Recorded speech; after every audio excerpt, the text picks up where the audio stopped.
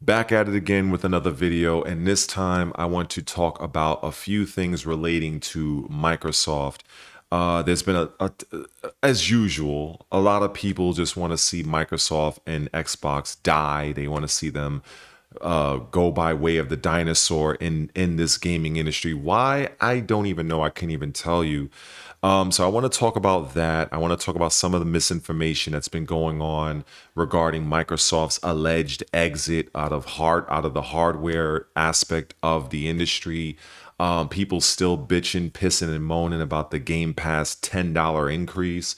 I mean, so I want to get into all of that. But before I do, I really do hope that some of you, if not all of you, take the time, if in case this is your first time here, head on over here, subscribe to the channel, ring that notification bell. And also, if you want to go that extra mile and help a very small, struggling solo creator like myself, hit that join button. You'll have three other options here. You can pick whichever one. I'll greatly appreciate it because I am actually on my way to 2,000 subscribers. So hopefully if you can help me reach that, I'll be greatly appreciative. But anyway, let's get back to the video. And so like I was saying, there's a lot of misinformation going on with Microsoft. So I want to try to cover all of that. And hopefully you'll stick with me for most, if not all of the video when you are actually watching it. So the first thing I want to share is this particular article from, what is it, Forbes? Yes. So I want people to actually understand why subscription services are a thing. And I think a lot of gamers, especially, a lot of you guys, and I don't mean to be disrespectful, a lot of you guys don't understand why subscription services are here. Why are they profitable? Who started them? And all this other stuff. I will say many times over that Microsoft is playing chess while everybody else is playing checkers. So this article by a Cheryl Robinson, now this was March 9th of 2024, but I feel like this is very viable. Subscription service model, how to build a profitable business. And so I'm not going to, now I will say that all of the articles that you will see in this video, I will leave links to each and every one of them in the description of the video for you to watch at your own leisure, because some of these articles are quite lengthy to read, but I will mention a few things here. So right here, the global subscription economy market size is projected to be $1.5 trillion in 2025, the year we're currently in, up from 650 billion in 2020. So that means that from 2020 to 2025, we have seen a very large increase in total revenue. Okay, from 2020. An average U.S. consumer spent $273 monthly on subscription services in 2021 compared to 237 monthly in 2018. So that was like almost what, like $50 or so, $50 to $60 extra. Now imagine how that is going to scale up and increase year over year, right?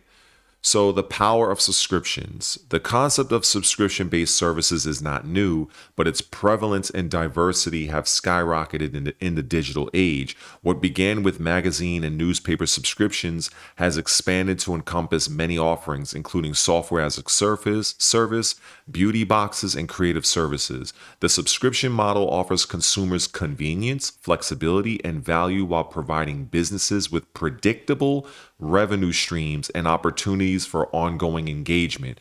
This is precisely the reason why Microsoft, specifically Phil Spencer and his team, decided to come up with the Game Pass model in general. It wasn't entirely because of Netflix. Now, Netflix at the time, and we're talking about around the era of like the Xbox One. During that time, There was a lot going on, with Don Matrick running Xbox at that time, actually running running Xbox into the ground, effectively. And then when Phil Spencer took over, one of his mandates was to create a service like a Netflix for gamers. And that would later be called Game Pass. So as I just read to you, the subscription model, especially in today's time, which is the digital age that we're in, Phil Spencer and his team recognized that this is the direction that the consumers are willing to go with. Because, as I shown in the Forbes article, from 2020 to 2025, you've seen, or should I say, you've seen the actual rise in dollar amount over the course of trillions, from 650 billion, I think it was.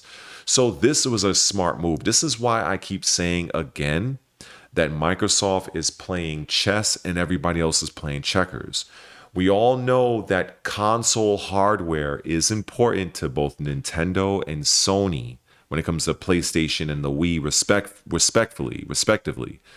However, Microsoft recognized that hardware console sales is not going to be the end all be all of their business. Now, this does not mean that Microsoft is just going to exit out of the hardware scene. Quite the contrary, because we have seen, and I've shown in prior videos, that Microsoft signed a 10-year deal with AMD.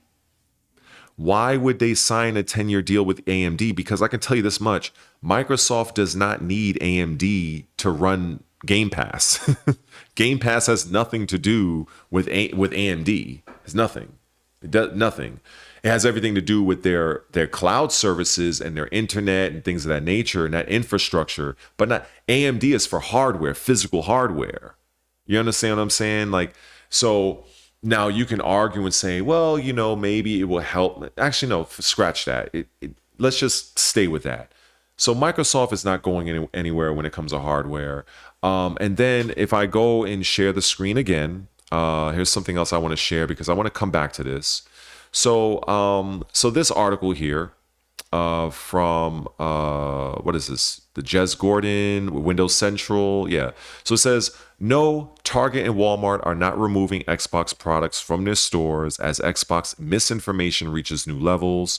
To continue onward, one thing after another, Microsoft is forced to respond time and time again on ongoing rumors that it's leaving the hardware space. And then you see this image here. Now, speaking of images, you may or may not have seen this particular image if you are on Reddit, for instance. Maybe not Reddit so much, but if you're on Twitter or X. And it's just funny, if you look close right here, right? Hold on. Just for those people who don't get it, don't see it.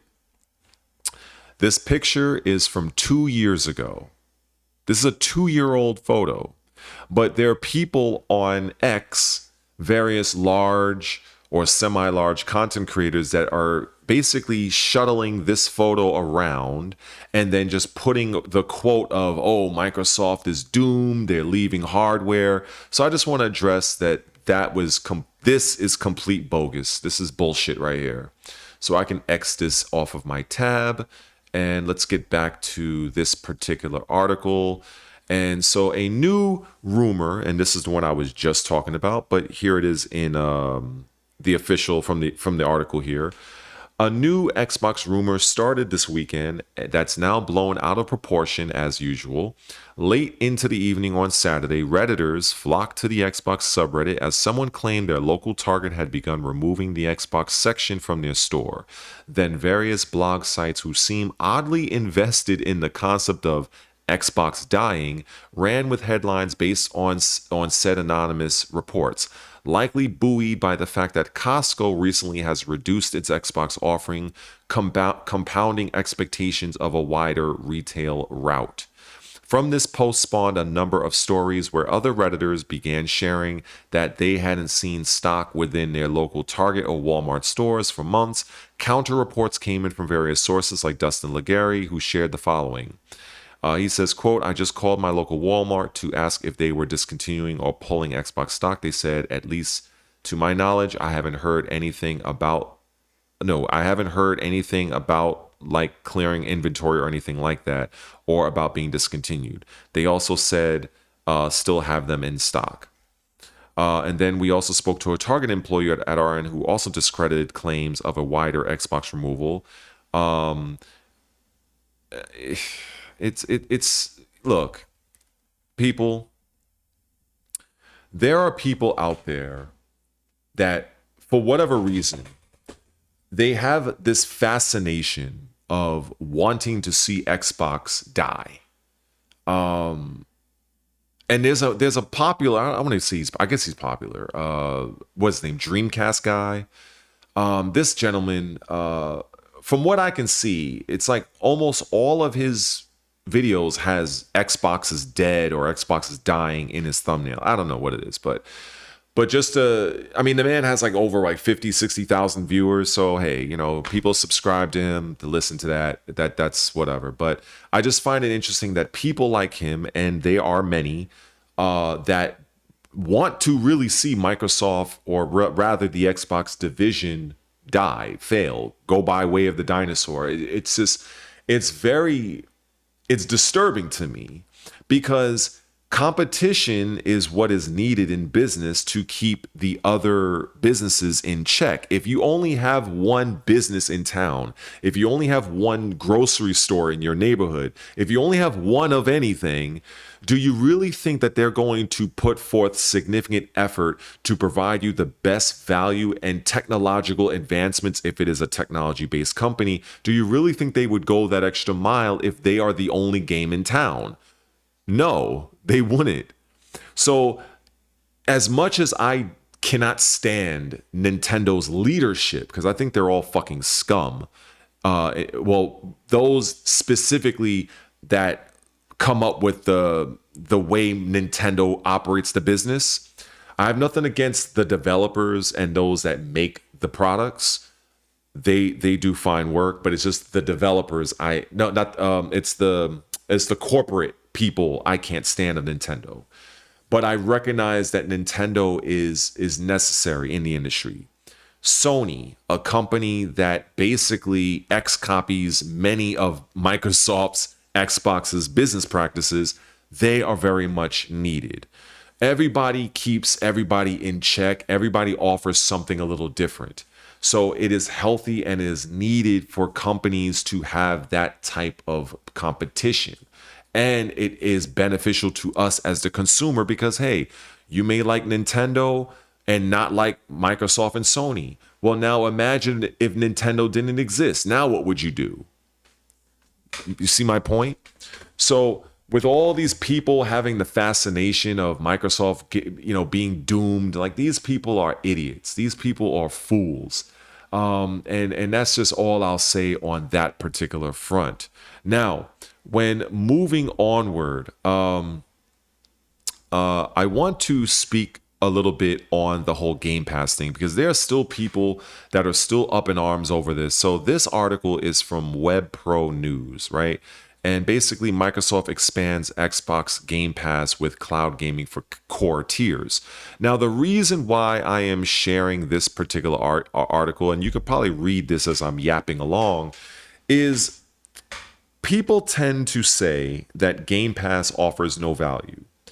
And it's like, look, I understand that you may feel that way if you are a disgruntled consumer, and that's fine. People are open. You're free to have your own opinions.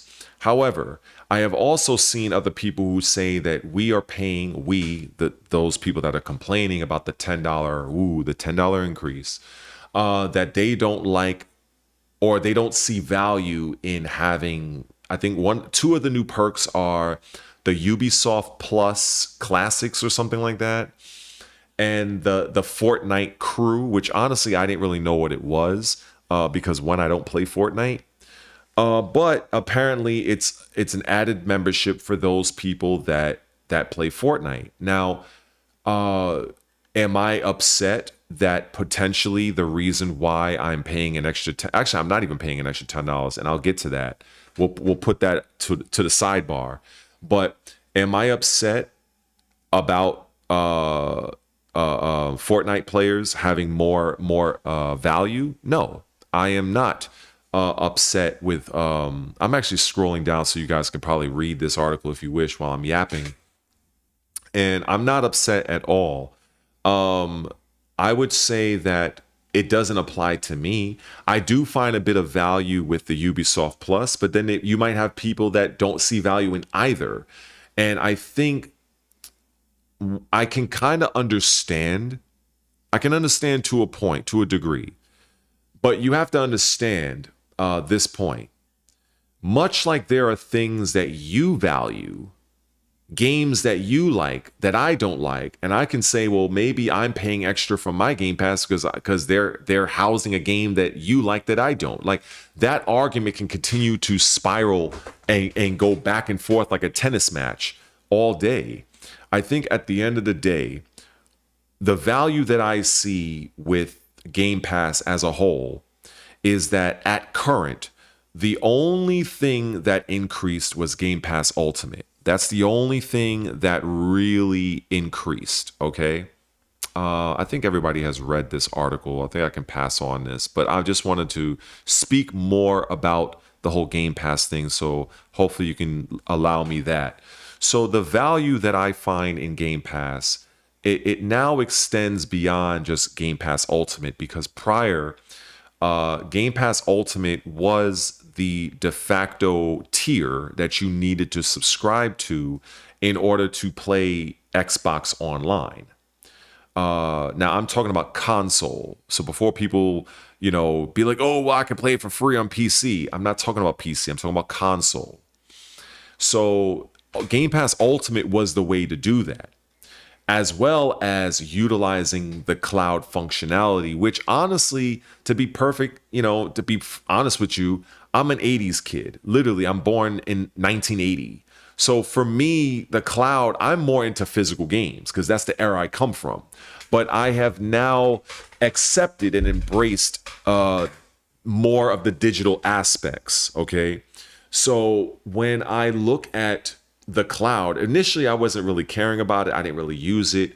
And then I was like, let me screw around with it. And I actually started to like it. I started to see the potential value of it, where instead of having to download whatever game I'm looking for, many of which are well over 70 gigs, because I play a lot of role-playing games, so my games tend to be quite large.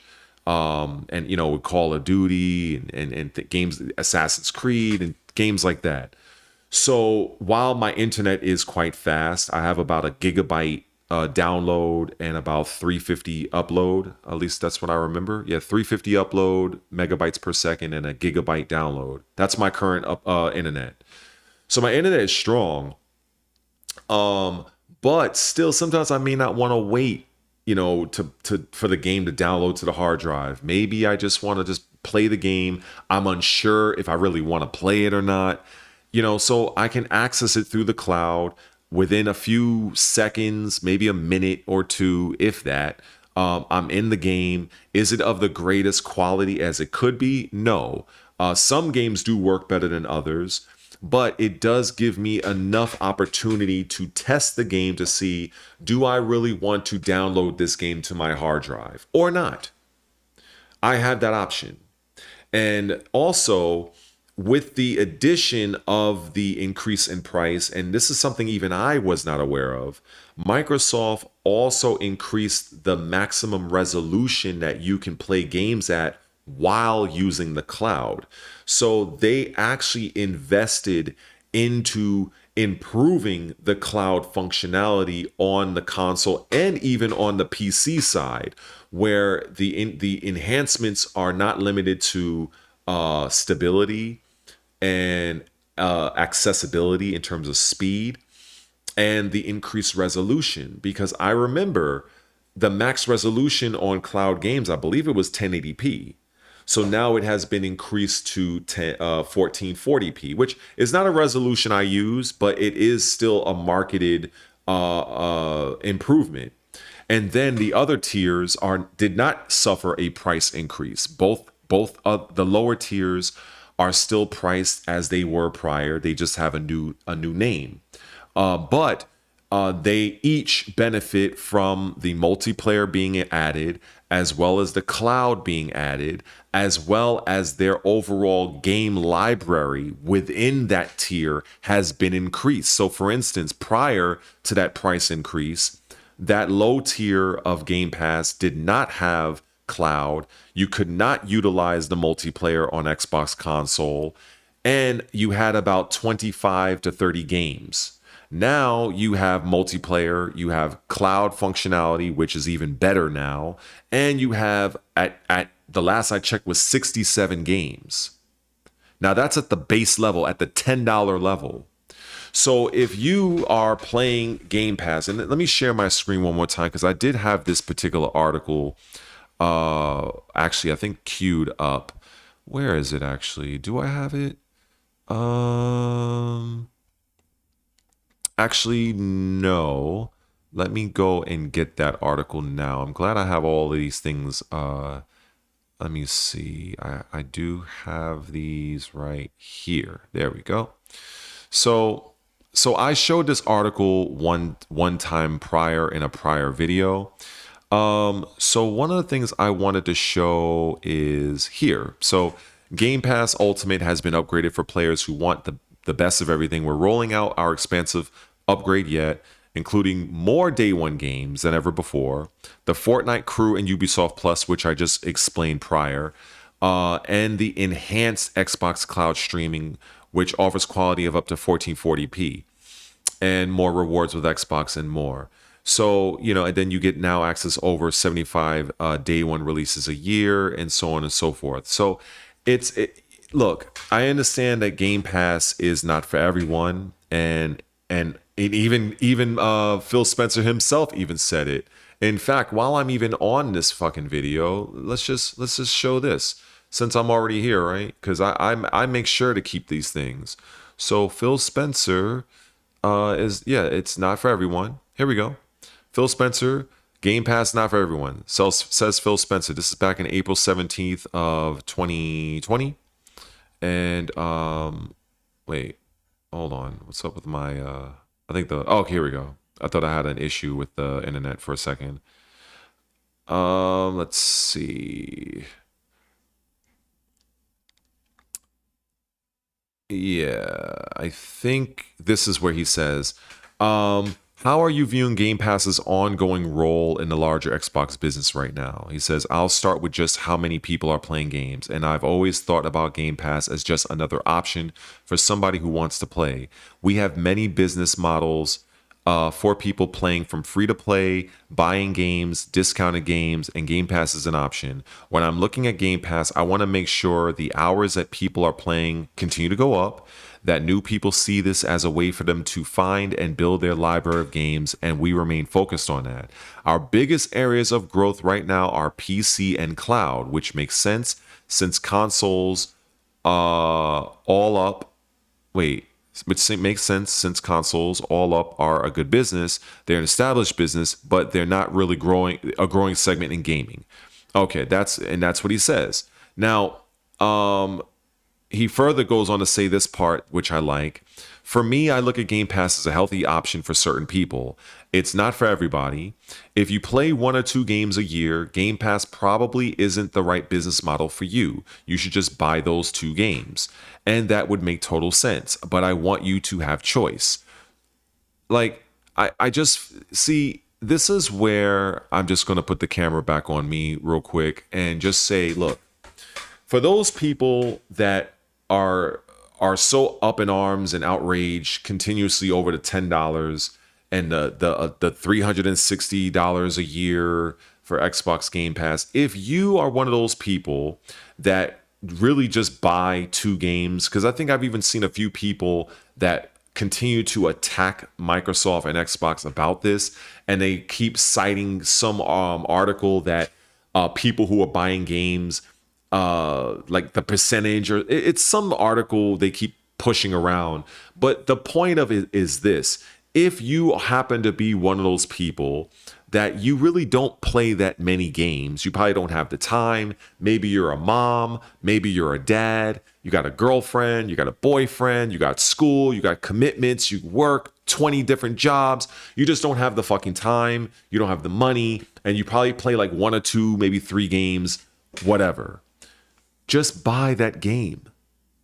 Or if you're going to pay for the membership, one, you can go to the Microsoft website and check the Xbox Game Pass section directly to even see if the game you want to play is in a lower priced tier. You may not need to go to Game Pass Ultimate and spend the $30 for every game you want to play unless it is a day one release. So if you want to spend that $30 in the month of, I don't know, November to play Ninja Gaiden 4, to play Black Ops 7, to play The Outer Worlds 2, to play whatever day one game that happens to be within the Ultimate Game Pass tier, then that's $30 for you to play whatever game you want out of a service that provides 470 plus games. You have an entire month to play whatever you want. Think of it as like you have an entire month to eat whatever you want at the buffet. And then when you do make your decision, like, you know something, the end of the month is approaching. Which game did I like? And just go and buy the game. So that way, in the long run, you're not spending 30, 30, 30, 30, 30, 30, 30, month after month after month, when you could have just spent 70 to 80 for that game, which if we really want to look at it, right, if we break it down with $80, right, so that's 30, 60, 90, right? So potentially in that one game you bought, you just saved yourself 3 months of game. Well, actually, no. If you bought the game, that means you really saved yourself 9 months of Game Pass because you won't need to buy, you won't need to keep that the subscription of Game Pass for those 9 months. And the reason why I come up with that is because we have 12 months in a year. If you were to buy that 70 to 80 or whatever $90 game, let's just round it off. If we're going with the $30 monthly membership of Ultimate, right? So that's $30. 30 times 2 is 60. 30 times 3 is 90. So that's the price of that one game. So if you are only paying for the subscription to play that one game that now you have just purchased, what are you still doing subscribed to Game Pass then? That's why I said you're essentially saving yourself 9 months. But what people end up doing is they end up leaving the subscription and it keeps taking money from them month after month, and they're probably not even playing anything in Game Pass. And a lot of people, they do this with Netflix and you're not even really using it. Like I even had to unsubscribe for months of my Amazon Prime and Netflix because I'm probably just not even watching it. So if I'm not watching it, why am I paying for it? You know what I'm saying? Like they give you enough time, they give you enough marketing to let you know what's coming on, what's on what's on the service, and you can decide, hey, you know what? I think this month this show is coming out. Ooh, I like this show. Ooh, I like this show too. I'm gonna subscribe, and then you watch your shows. Basically, you get on the ride, and then you get off the ride. Game Pass, same thing. So this is where I just don't understand.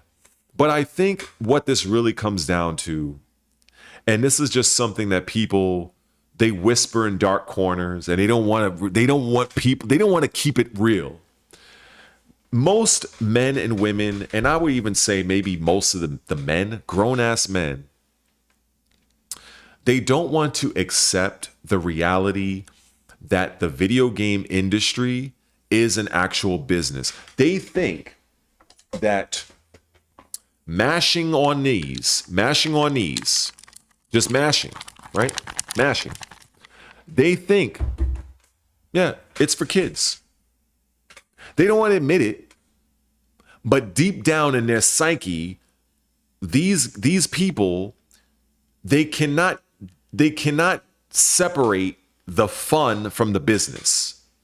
So when they get so up in arms over, oh, Microsoft is raising a subscription service by $10, and they're quoting a $360 figure, but the only way that would work is if Microsoft locked you into a year-long contract where if you buy this membership in January, you are committed for the entire fiscal year of 2025 or 2026. And if you want out of the deal, you have to pay a cancellation fee. Now, if you want to approach it from that standpoint, that's fine. However, the problem is that Microsoft allows you to cancel anytime. So if you are essentially buying Game Pass, the ultimate version, which you guys are complaining about so much, if you are buying this and you're playing 1 to maybe 3 games, then you scammed yourself. Real shit. You scammed yourself. You can't blame Microsoft for that. You scammed yourself. You scammed you. It's real shit. You scammed you. Because you should already know as a gamer, because you're a grown ass man or woman, you know what you have interest in. You know what you're playing. When you're at work and you're about to come home, you know what game you're gonna fucking turn on. You already know this. When the weekend is coming, you know something, I'm gonna play this. You already know. Now, sure, you might have a few games you might fuck around with, you might experiment with, but you know your hardcores. You already know. You understand what I'm saying? So the thing is, I think people just need to keep it real with themselves. They really do need to keep it real with themselves and just come to the understanding that the video game industry is a business. They are here to make money. So if Microsoft is going to increase the prices of whatever, they're going to do that like any other business that has come before them and will come after them. Much like Netflix has increased their prices. Much like Amazon Prime will increase their prices. Much like Nintendo damn sure increase the prices. Like everybody does this. However, let's not ignore the fact that Microsoft has added to Game Pass. And I think a lot of times these big creators and these so-called influencers, as well as the Xbox doomers, want to keep saying that Microsoft just raised the price and offered fuck all. No, they did not. Microsoft increased the amount of games in each tier. Like I said, even at the lowest end, at the core level, which is now called Xbox Essentials, you have up to 67 games currently in that tier, up from 25. That's a huge fucking increase of games at the lowest tier. Not to mention, with the lowest tier and the premium tier, you also have access to the enhanced cloud, which now performs at a 1440p max resolution, which I literally found out today. I didn't even know that. And I feel kind of stupid. Not stupid, but I felt kind of like, damn, I should have known this prior. Not to mention adding multiplayer across every tier on the console side, where both cloud and the multiplayer were exclusive to that ultimate tier. So I don't want to hear people saying that Microsoft didn't give value. I'm tired of people saying that Microsoft is exiting out the hardware market, which is absolutely categorically untrue, given the fact that they actually inked a deal with AMD for 10 years. You don't ink a deal with AMD for a decade and with the expectation that you are no longer producing hardware. Come on, people. Come on, man. You guys some of you guys out here, not my current subscribers, but if you're new to the channel and you're one of those Xbox doomers, I hope this video informed you guys. I hope now you're a little bit enlightened. And if you know some of these people that are Xbox doomers, please share this video to them. Let them see this video. So anyway, I think that's about it before I start rambling on. But anyway, I think that's it. Hopefully you enjoyed. Hopefully you learned something. I appreciate those that stuck around to listen to me yap. But look, Microsoft is out of the three gaming console brands, it is my preferred platform. I am very well aware of Nintendo and Sony, for instance. I will say that. Uh, and I will also say that I appreciate each and every one of my subscribers and my channel members. Shout outs to you guys. And I do hope that for all of you that found my channel here today on this particular video, I hope that much like I shown in the beginning of the video, that you subscribe to the channel if I have earned it, as well as join as a member, which will help me financially to keep this channel going and build my confidence and reinvest back into the channel over the course of time. And also, I am slowly but surely approaching 2,000 subscribers, which is a huge milestone. I think anybody can acknowledge that. So with that being said, thank you, take care, and see you in the next video.